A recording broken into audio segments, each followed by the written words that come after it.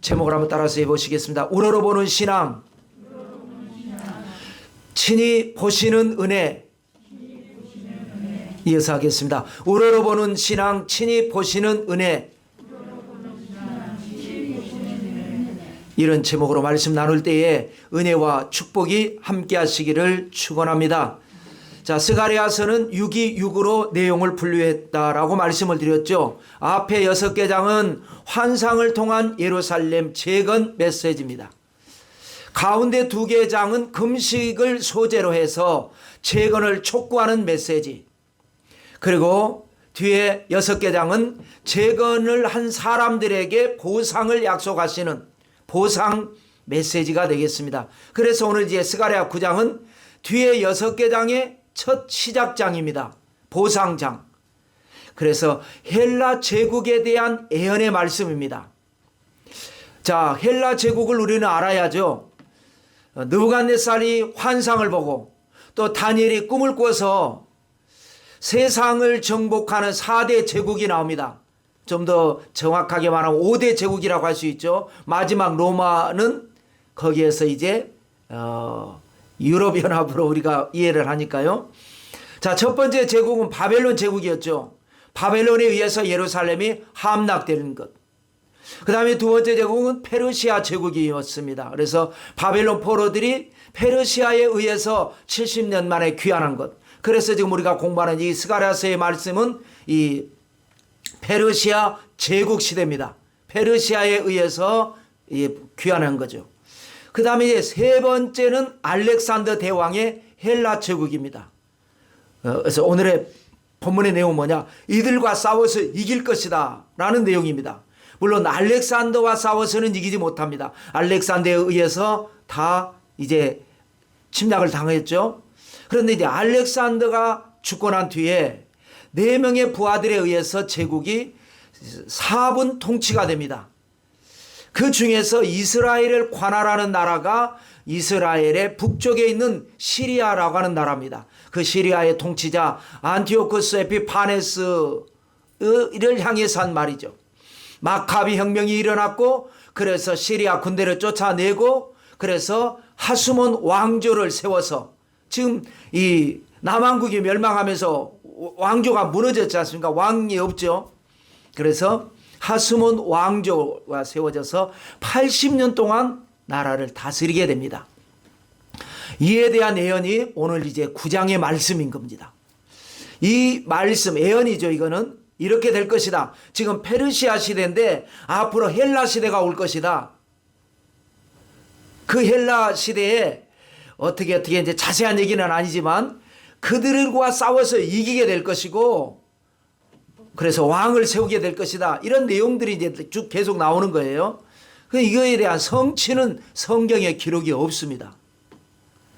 신구약 중간사라고 하는 구약과 신약 사이가 약 400년 역사가 뛰거든요. 그때 일어난 일들입니다. 그러니까 역사에 나오는 이야기죠. 성경에는 없는 이야기입니다. 예언은 나오는데 그 예언이 성취된 것은 성경에는 없지만 역사에 나오는 이야기. 신구약 중간사. 그 다음에 이제 네 번째는 로마 제국이고 그건 이제 스가랴 11장, 지금은 9장 공부하고 있죠. 11장에 나올 것입니다. 자, 스가랴가 다시 말씀드리면 두 번째 제국인 페르시아 시대를 살면서 세 번째 제국인 헬라, 네 번째 제국인 로마를 예언하는 것. 그래서 자, 8장, 지난 8장도 두 번에 나눠서 말씀을 나눴고 오늘 9장도 두 주에 나눠서 말씀을 나누도록 하겠습니다. 그래서 1절부터 8절까지 오늘 목사님께서 봉독해 주셨는데 이것이 바로 알렉산더 대왕의 정복 이야기입니다. 물론 알렉산더라고 하는 이름은 나오지 않습니다. 좀 더 정확하게 말하면 알렉산더 이야기가 아니고 알렉산더에 의해서 정복당한 나라들의 이야기입니다. 그래서 오늘 본문을 보면 11개 이방 나라와 플러스 이스라엘, 그래서 12개의 지명이 언급됩니다. 그래서 국가명일 수도 있고 도시 이름일 수도 있습니다. 12개의 지명이 나옵니다. 일단 짚어보시면 1절에 보면 하드락이 나오고 다메섹이 나옵니다. 두 개죠. 그 다음에 2절에 보면 하맛, 두로, 시돈 해서 세 개가 나옵니다. 그래서 아까 두 개 나온 것과 합치니까 5개가 되는 것이죠. 그 다음에 이제 5절에 보면 아스글론, 가사, 에글론 해서 세 개가 나오니까 아까 5개와 합치니까 8개가 됩니다. 자, 그 다음에 6절에 보면 아스돗, 블레셋 두 개가 나와서 8개하고 합치니까 10개. 7절에는 여부수, 그래서 11개. 거기에 플러스 이스라엘까지 해서 12개의 지명이 나온다. 그래서 처음에는 이방 나라들로 이야기를 시작했다가 이스라엘로 마무리를 하죠.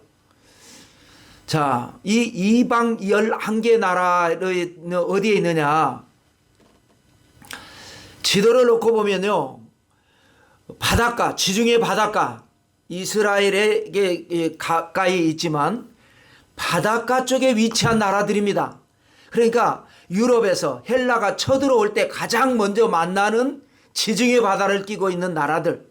그래서 그 바다를 건너서 해안가를 통해서 이스라엘이 있고, 이스라엘에는 또 요단강이 있고, 요단강 건너편에 우리가 너무나 잘 아는 모압, 암몬, 에돔 이런 나라들이 많이 있지 않습니까? 이런 나라들의 이름은 언급되지 않았습니다. 그러니까 이 첫 시작되는 이 해안가 쪽에 있는 나라들을 주로 언급을 했습니다. 자, 그런데 이제 이 내용 이해를 위해서는요, 문장을 직렬 구조로 해석하면 안 됩니다. 직렬 구조가 뭐냐면 1절에 하드락과 다메섹이 언급됐다고 그랬지 않습니까? 그러니까 1절 내용이 하드락과 다메섹에 관한 이야기이고, 2절에 이제 하맛과 두로와 시도 나오니까 또 이 2절 내용은 2절부터 3절 이런 내용은 이 세 나라만에 대한 메시지로 해석하는 건데, 이렇게 해석하는 것이 아니다라는 거죠. 오늘 본문은 병렬 구조, 나열령이라고 합니다. 그러니까 1절부터 7절까지 모든 내용들이 1절부터 7절까지 언급된 12개 나라 전체에 대한 메시지로 해석하는 거예요. 우리가 무슨 말을 할 때 그러지 않습니까? 말이야, 너 말이야. 그리고 아무개를 지적을 하면서 쭉 얘기하다가 또 너도 말이야. 지금 앞에 한 얘기도 너도 다 같이 하는 거예요. 지금 선생님이 학생들 30명을 기합을 줄 때 김아무개 너 말이야. 그리고 쭉 얘기하다가 그 김아무개에게만 한 얘기가 아니고 그 예를 들어서 전체 얘기하고, 또 이 아무개 너도 말이야. 너도 마찬가지야. 너도. 그러면서 쭉 얘기하고, 그럼 아까 얘기는 김아무개에게만 한 거고 지금 얘기는 이 아무개에게만 한 거냐? 아니죠. 그냥 이제 화가 나서 전체를 얘기하는데 김아무개 얘기도 하다가 이아무개 얘기도 하다가 박아무개 얘기도 하다가 그러면서 전체 얘기가 전체가 된다라는, 그렇게 여러분들이 이해하시면서 오늘 1절부터 8절까지의 12개 지명이 나오는데 1절부터 8절까지의 모든 내용이 이 12개 나라 전체에 대한 이야기다. 이렇게 이해를 하시면 되겠습니다. 자, 세 가지로 말씀을 정리하겠습니다. 첫째는 축복받은 이방 나라들입니다. 1절부터 3절까지 내용인데요. 자, 우리가 잊지 말아야 될 게, 하나님은 만물을 창조하신 하나님입니다. 만물의 주인이신 하나님이세요. 그러니까 유대인만의 하나님이 아니라는 거예요. 요즘은 유대인이 아니라 기독교인만의 하나님도 아니라는 거예요. 만유를 창조하시고 만유의 주인이시고 만유의 아버지시니까 모든 만물의 하나님이다 이 말입니다. 그럼 아브라함의 언약은 뭡니까? 선민 신앙은 뭡니까? 그건 기준점입니다. 옛날에는 아브라함, 또 유대교, 지금은 기독교, 예수 그리스도, 십자가, 이게 뭐예요? 우리 성도가 기준점이에요. 너로 말미암아 천하 만민이 복을 받으리라. 하나님은 만민에게 하시는데, 그때 당시에는 아브라함을 통해서 역사하셨고, 이삭을 통해서 역사하셨고, 야곱을 통해서 역사하셨고, 예수 그리스도와 그 예수님을 믿는 성도를 통해서 역사하셨을 뿐이지, 통로일 뿐이지, 기독교만의, 유대교만의 하나님이 아니라 모든 만물의 주인이신 하나님께서 모든 말씀은 만물을 향해 하시는 거죠. 자, 그런데 그동안 이방인들이 이제 하나님께 받은 축복들이 여기 나옵니다. 우리가 볼 때는 이방인들은 축복을 안 받고, 구약 성경은 유대인들만 축복을 받고 유대인에게만 말씀하시고, 기독교인들에게만 사랑하시고 축복하시는 걸로 착각하기가 쉬운데 오늘 하나님께서 이방인들을 축복하신 세 가지 정리를 해봅니다. 먼저는 말씀의 축복입니다. 이방인들에게도 하나님 말씀하셨다라는 거예요. 1절 보시면 야훼의 말씀이 하드락 땅에 내리며 다메섹에 머물리니, 유대인에게 이 말이니가 아니라 하드락 땅에 내리며 다메섹에 머물리니 사람들과 이스라엘 모든 지파의 눈이 야훼를 우러러 봄이니라. 이게 여러분들과 하나님은 절대로 어느 누구에게, 그래서 비를 의로운 자와 불의한 자에게 내리시고 해를, 햇빛을 선한 자와 약한 자에게도 똑같이 동일하게 주시는 것처럼. 자, 근데 여기 보면 다메섹은 우리가 너무나 잘 압니다. 아람의 수도가 다메섹입니다. 근데 하드락은 어딘지 알 수가 없어요. 성경에 여기에 딱 한 번 나옵니다. 전혀 연관성이 어디 뭐 하드락에 대한 이야기가 성경 전체에 전혀 없기 때문에 전혀 알 수가 없죠. 그래서 지금까지 이게 2600년 전에 기록된 말씀인데 이거 알 수가 없는 내용입니다. 근데 이제 AD 4, 5세기에 성경을 라틴어로 번역한 유명한 사람이 있습니다. 제롬이라고 하는 인물. 그래서 제롬이 번역한 성경을 벌게이트역이라고 합니다. 벌게이트역.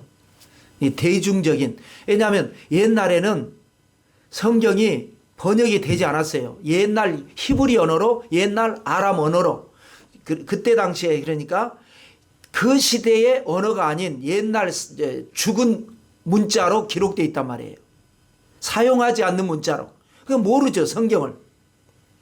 그냥 사람의 입을 통해서, 전도자 입을 통해서 전해들은 복음이지 성경이 그때는 없었습니다. 근데 이분이 최초로 그때 당시에 이제 자기들이 쓰는 문자로 번역을 한 겁니다. 그걸 벌게이트역이라고 합니다. 그래서 제롬이라고 한 사람이 유명한데, 이 제롬이 이 하드락에 대해서 주장을 하기를, 이 하드락은 그러니까 맞는지 안 맞는지는 몰라요. 그 유명한 사람이 하여튼 이렇게 주장을 해요. 스가랴가, 이 스가랴서니까 스가랴가 만들어낸 언어다. 상징적 언어다. 우리도 요즘 많이 말을 만들지 않습니까? 그 말을 줄여가지고 말을 많이 만들죠. 뭐 세젤에 이런 것도 있더라고요. 세상에서 제일 예쁜 사람을 세젤에 뭐 이렇게 뭐 줄여서 말을 만들지 않습니까? 이렇게 만든 것일 것이다 라고 한 거예요. 하드락, 하드는 스트롱, 강하다라는 뜻이고, 락은 위크, 약하다는 뜻이에요. 강하고 약한. 강한 나락은 약한 나락은. 혹은 강하지만 앞으로 약해질 수 있고 약하지만 앞으로 강해질 수 있는 나라. 어떤가 모든 나라를 의미하는 표현법이다 라고 제롬이 주장을 했으니까 뭐 우리가 뭐 여기까지는 깊이 알건 모르건 그렇게 중요한 것 같지 않으니까, 중요한 건 뭐냐, 이스라엘 땅에만 선지자가 하나님의 말씀을 전한 것이 아니라 이방 땅에도 하드락에도 임하고 또 다메섹에도 임하고 또 그 뒤에 나오는 계속 이방 땅에도 하나님의 말씀이 임하셨다. 그 다음에 세 가지 축복 중에 두 번째 말씀의 축복과 두 번째 축복은 뭐냐, 지혜의 축복입니다. 2절 말씀인데, 그 접경한 하마세도 임하겠고, 그러니까 아까 두 지역에만 말씀이 임한 것이 아니라 계속 똑같다 그랬죠. 12지명에 똑같은 말씀이다. 그 접경한 하마세도 임하겠고 두로와 시돈에도 임하리니 그들이 매우 지혜로움이라. 하나님의 말씀의 축복이 임하니까, 말씀이 임하니까 어떤 축복이 임해요? 지혜가 임한다라는 거예요. 그래서 이제 두로와 시돈 같은 나라들이 문명이 발달합니다. 문명이 발달해 지혜가 임하니까 남들은 깨닫지 못하고 남들은 보지 못하는 것을 이 말씀이 임한 나라가 말씀을 잘 받아들인 쪽에서 깨닫고 보고, 그래서 문명이 발달해서 세계를 지배하게 된다는 거예요. 우리가 이제 신약 성경에 보면 두로와 시돈이 많이 나오죠. 이 두 도시국가입니다. 아주 적은. 그런데 이 두 도시국가를 합쳐서 페니키아, 성경에는 베니게라고 하죠. 아주 작은 도시국가지만 과거에 한때는 이 페니키아가 해상 무역을 통해서 강력하게 일어선 적이 있었습니다. 그래서 지중해 바다를 끼고 이제 유럽, 아시아, 아프리카 일대에 식민지를 개척했던 제국이 페니키아 제국입니다. 그래서 400년 황금시대가 있었던 적이 있었습니다. 우리 성경으로 말하면 아주 옛날 구약시대 때 그랬죠. 그래서 오늘날 우리가 이 영어가 세계적인 그 공용어 아니겠습니까? 영어 알파벳의 모태가 바로 페니키아 문자입니다. 그때 그 시절에 문자가 있었어요. 문명이 발달했으니까. 그때 당시에 문자가 있는 민족이나 나라가 별로 없었는데 어떻게 문자를 개발을 했을까? 하나님의 말씀이 임하고, 말씀이 임하니까 지혜가 임하고, 지혜가 임하니까 문명이 발달해서 그 작은 나라들이 도시 국가가 세계를 지배했던 적이 있었다. 그 다음에 세 번째 축복은 뭐냐? 풍요의 축복입니다. 3절입니다. 두로는 자기를 위하여 요새를 건축하며 은을 티끌같이 금을 거리에 진흙같이 쌓았도다. 말씀이 임하니까 지혜가 임하고, 지혜가 임하니까 풍요로워진다. 이게 여러분 공식입니다. 그래서 여러분 부자 되는 비결이 뭐겠어요? 지혜입니다. 지혜. 아무리 우리가 열심히 살아도 큰 부자 되기가 참 어렵잖아요. 근데 뭐 페이스북을 개발해서 그 사람이 무슨 공장을 만들었나요? 뭘 했나요? 무슨 이 인터넷 시대에 이 페이스북이라든지 뭐 카톡이라든지 또 게임이라든지 지혜가 임해가지고 해서 엄청난 돈을 벌어들이지 않습니까? 지혜. 그 지혜가 임해야 됩니다. 여러분도 지혜가 있으면 좋겠고, 여러분들을 통해서 여러분 자녀들에게 남들이 보지 못하는 것을 보는 지혜, 남들이 깨닫지 못하는 것을 깨닫는 지혜, 남들이 알지 못하는 것을 아는 지혜, 그렇게 임하시기를 주님의 이름으로 축원합니다. 그 지혜는 어디서 얻느냐? 말씀에서 얻는다라는 거예요. 하나님의 말씀에서. 그래서 요새를 건축하고, 이 도로와 시도는 아까 그랬죠. 아주 조그만한 나라. 그런데 요새를 건축해요. 원래 이제 해변가에 있는데 바다를 건너서, 우리는 이 바다라는 게 위험하다고 생각해서 그러지 않습니까? 바다 가운데에다가 인공섬을 만들어서 거기에 요새를 만들어 버립니다. 그걸로 유명하죠. 그런 그 요새를 건축하고, 그 다음 뭐라 그래요? 은을 티끌같이 금을 거리에 진흙같이 쌓았다는 거예요. 여기가 이제 해상 무역을 통해서 또 정복을 통해서 하다 보니까 전 세계에 부를 끌어들이니까 길거리에 굴러다니는 것이 금덩어리 은덩어리가 굴러다닐 정도다. 이렇게 지금 표현을 한 겁니다. 엄청난 풍요의 시대. 여러분 우리 어렸을 때만 해도 제 기억에 그렇습니다. 기와집은 부잣집이었죠. 근데 많지 않았습니다. 물론 이제 부자 동네 가면 많았겠는지 모르지만 저는 부자 동네 안 살아서 그런지 기와집은 많지 않았습니다. 주로 이제 초가집이었는데요. 시골에 살 때. 그런데 이제 도시로 나와서 보니까요. 기와집도 별로 없고 초가집도 별로 없고 제 기억에 루핑이라고 했던 것 같아요. 그래서 검색해 봤습니다. 루핑이 지금 뭔지. 요즘 말로 하면요. 시트지입니다. 시트지. 그런데 아스팔트 재료로 만든 시트지. 지금 시트지는 이제 종이와 비닐로 된 것이지만 아스팔트 재료로 된 시트지. 그걸로 집을 했죠. 나무 덧대 가지고 거기다. 그러니 얼마나 추웠겠습니까? 겨울에는. 그런 집들이 많았죠. 그러다 보니까 뭐 땅 파가지고 무슨 골조 올리고 한 것이 아니기 때문에 바람 불면 기울어지고 또 기울어지고 이런 집들이 많았죠.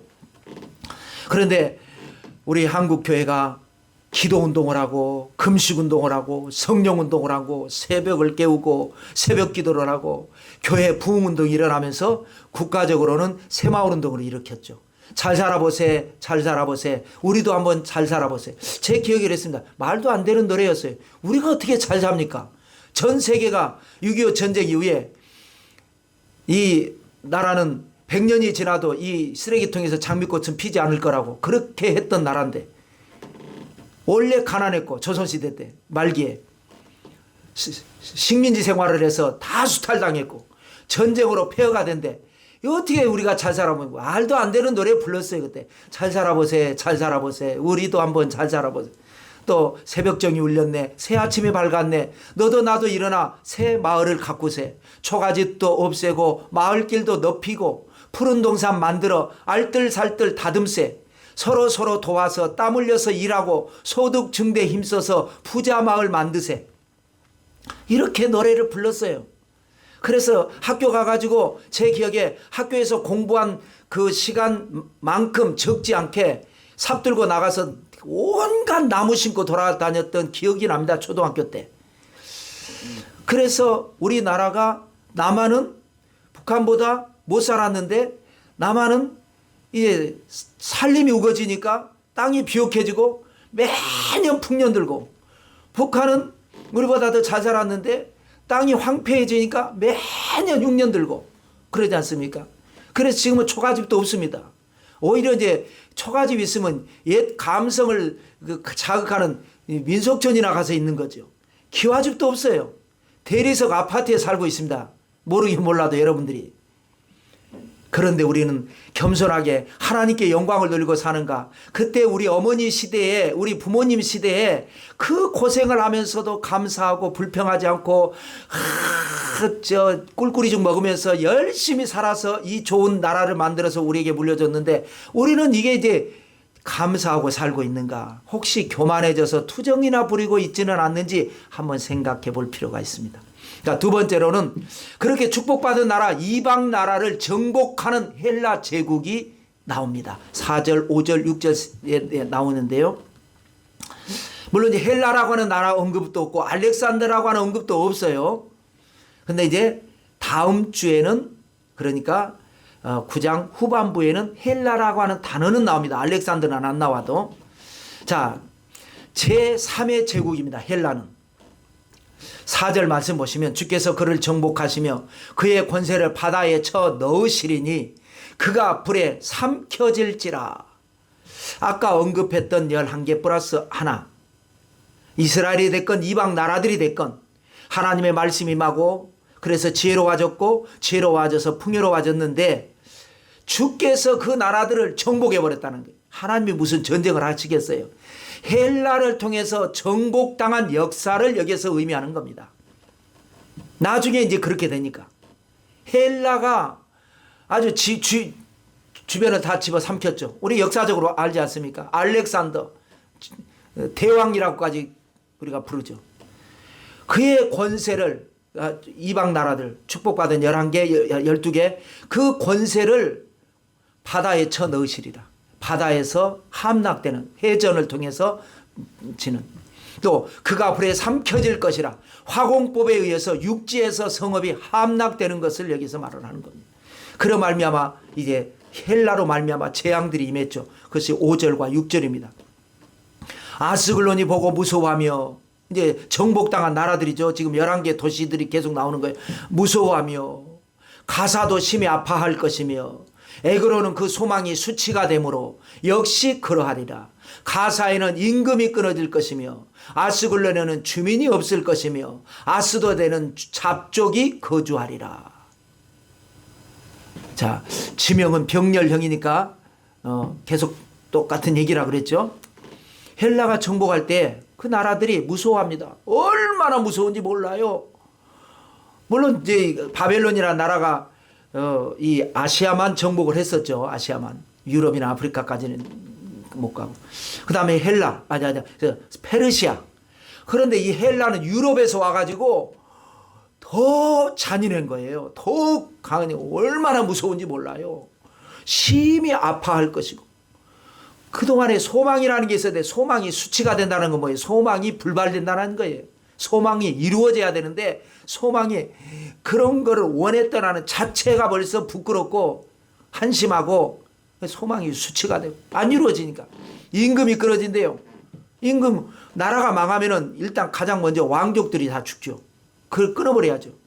그래야 다스릴 수 있지 않습니까? 그래서 총독부를 설치하고 그 나라가 보낸 사람이 다스리는 거 아니겠습니까?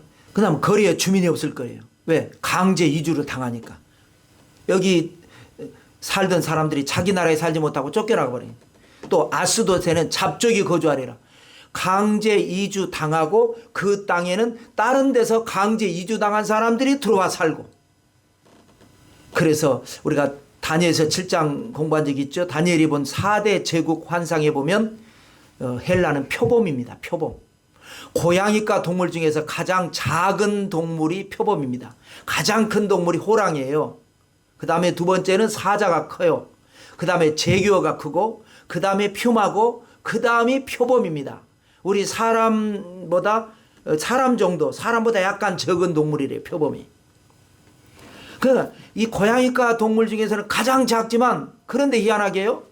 가장 근력이 강한 동물이 표범입니다. 호랑이보다 강하고 사자보다 강하대요. 뭐 싸워서 이긴다는 게 아니라 근력이. 이 알렉산더 헬라는 어느 나라입니까? 마게도냐라고 그러죠. 그리스가 아닙니다. 사실은. 그리스에서 가장 유명한 거는 아테네죠. 스파르타. 우리 역사에서 배웠지 않습니까? 이 마게도냐는 그야말로 시골 변방.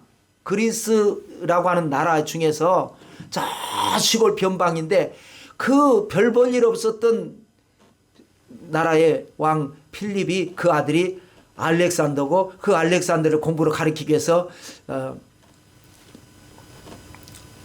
아리스토텔레스를 스승으로 모시고 공부를 하고 그래서 일어나서 아테네 동맹을 그리스 동맹을 만들어 가지고 세계를 정복했죠. 그 얘기를 하는 겁니다. 성경 말씀이 역사와 똑같습니다. 자, 세 번째로 헬라를 통해서 역사하시는 하나님입니다. 아까 6절까지 했는데 6절 중간 부분부터 해서 8절까지의 내용이 바로 자, 하나님께서 말씀을 주셨죠. 이방인들에게. 하나님은 이방인들에게도 말씀을 주셨고 물론 유대인들에게 주신 말씀하고 조금 차이가 있는 건 유대인에게는 메시아에 대한 언약을 주셨죠.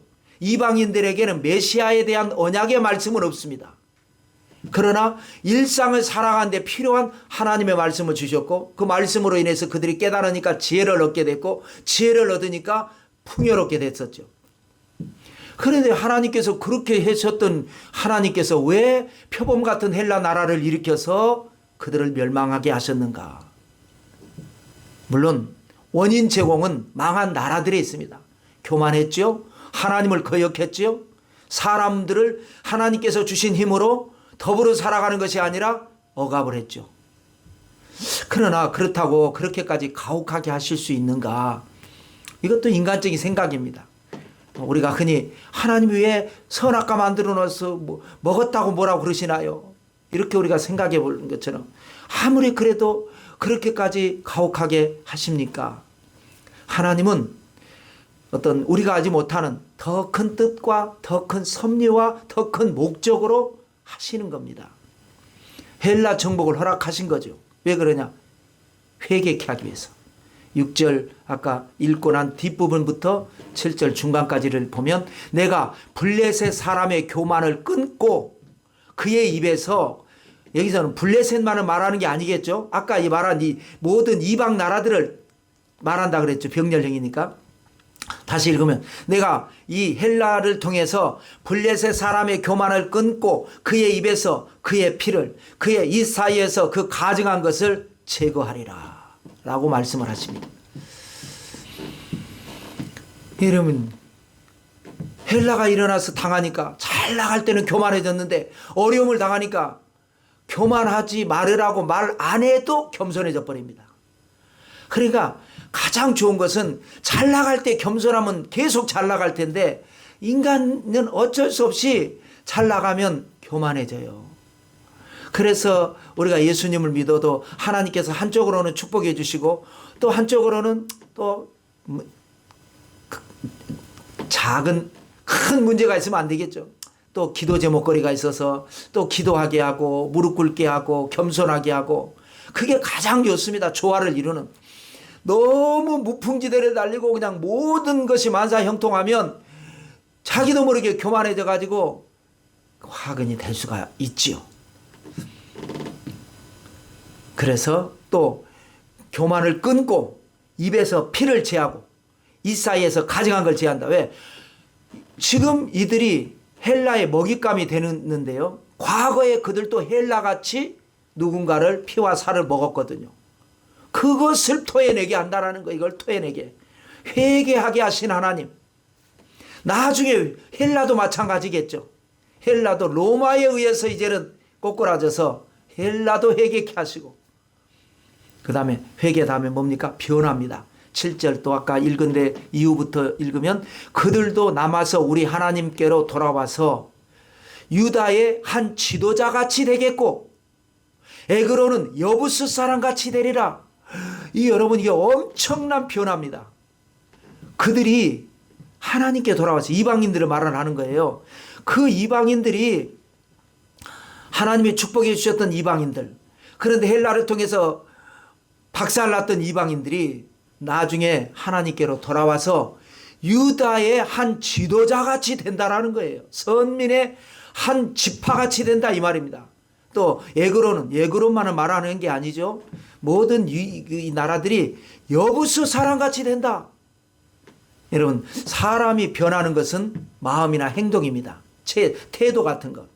내 마음을 그렇게 하지. 마음을 내가 바꿔 먹어야지. 이런 행동하지 말고 저렇게 하지. 나쁜 습관을 가졌던 거 내가 고쳐야지. 이건 이제 사람이 변한 것은 어떤 행동이나 마음이나 태도 같은 거죠.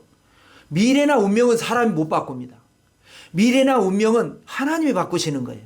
내가 내 마음을 고치면 하나님이 내 삶을 바꿔주시는 거죠.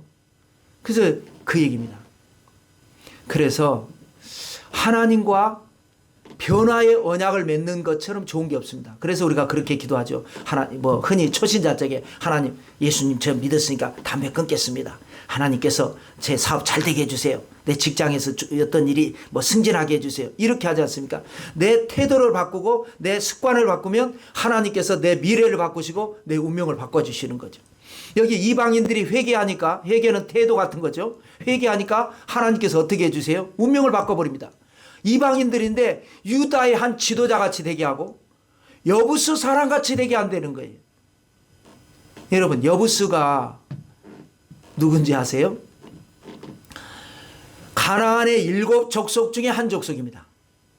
그 사람들이 어디 살았느냐? 예루살렘을 중심으로 살았습니다. 그러니까 가나안 땅 정복을 할 때 끊임없이 하나님 뭐라고 했습니까? 가나안 족속, 헷 족속, 아모리 족속, 브리스 족속, 히위 족속, 여부스 족속, 기르가스 족속 살려두지 말고 다 죽이라 그랬습니다. 너무 죄악이 가능하니까 그들 다 죽이고 그들을 땅을 차지해서 그 땅에 이제 언약을 맺자고 하나님이 하셨습니다. 그래서 이스라엘 백성들은 이 7 족속을 박살내기 위해서 가는 거죠. 그래 이 여부스 족속도 죽어야 되고 망해야 되고 끝장나야 됩니다. 그런데 이 사람들은 어디 살았다고요? 예루살렘을 중심으로 살았어요. 근데 예루살렘은 지형적으로 천혜의 요새라 그랬죠. 이렇게 사방에서 이렇게 약간 산 비탈 같이 올라갑니다. 그랬다가 푹 꺼집니다. 이게 골짜기입니다. 흰놈의 골짜기, 무슨 골짜기, 이런 골짜기들. 그러니까 여기를 정복하려면 쭉 올라갔다가 푹 내려가면 거기서 그냥 퍼부어버리면 다 죽는 거죠. 예루살렘을 여호수아 정복 시대에 정복을 못했어요. 예루살렘은 사사 시대 때도 못했습니다. 엘리 제사장 시대 때도 못했습니다. 사무엘 선지자 때도 못했습니다. 사울 왕이 다스리던 40년 동안에도 예루살렘은 건드리지도 못했습니다. 그런데 다윗이 왕이 되면서 간단하게 정복을 해버렸죠. 거기 속된 말로 개구멍을 알아가지고 거기를 통해서 들어가서 간단하게 정복을 하고 거기를 수도로 삼습니다. 그래서 지금까지 약 3000년 동안 예루살렘이 유명한 수도가 되죠. 그런데 다윗 시대에는요, 정복 시대가 아닌 평화의 시대이기 때문에 다윗은 성군의 이미지지 않습니까? 그래서 다윗은 그 주민들을 죽이지 않습니다. 교화시켜서 같이 살았습니다. 그러니까 여부스 사람들 입장에서는 반드시 멸망해야 할 7 족속인데 이 예루살렘 밖에 있는 여부스 사람들은 다 죽었겠죠. 그때는 예루살렘에 있었던 이 여부스 족속들은 잘 버티고 살아남아 가지고 다윗을 만나 가지고 유대화돼서 유대인으로 살아가는 겁니다. 여부스 사람들이. 이것이 바로 뭡니까? 돌감람나무였는데 좋은 농부를 만나가지고 젖붙임을 받아가지고 창감람나무로 운명이 바뀌게 된 것과 같은 거죠. 그러니까 지금 또 그 얘기를 하는 겁니다. 지금 이 유대인들 중에서는 옛날에 반드시 죽어야 했어야 할 운명이었던 여부스 사람들도 이 안에 지금 끼어 있다. 그런 것처럼 이방인들이 회개하면 여우수처럼같이 될 것이다.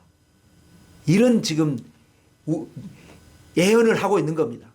그것이 오늘날 우리에게까지 이어져서 누가 됐든지 예수님을 진실로 믿고 회개하면 어떤 과거에 우리가 죄를 지었고 우리가 잘못됐을지라도 우리의 모든 죄를 사함받고 모든 병이 고침받고 우리 생명이 파멸해서 돌아와서 하나님의 영생의 축복을 받는 참감람나무, 그것이 바로 우리 교회고 저와 여러분이 되는 줄로 믿습니다. 자, 그렇게 이제 지금까지 계속 이방 얘기를 주로 하다가 그 다음에 이제 갑자기 선민 이스라엘 이야기합니다. 그것이 승리에 대한 이야기입니다. 8절입니다. 내가 내 집을 둘러 진을 쳐서 적군을 막아 거기 왕래하지 못하게 할 것이라. 포악한 자가 다시는 그 지경으로 지나가지 못하리니 이는 내가 눈으로 친히 봄이니라. 자, 내 집은 어디에 있겠어요? 성전이 있는 예루살렘을 말을 하는 것이고 예루살렘에 있는 이스라엘을 가리키는 거죠. 그런데 이스라엘만이 아닌 것 같아요.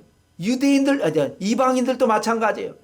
이 하나님을 마음으로 받아들이면 거기가 하나님의 집이 되는 겁니다. 그래서 내 집을 둘러서 진을 친다 이거예요.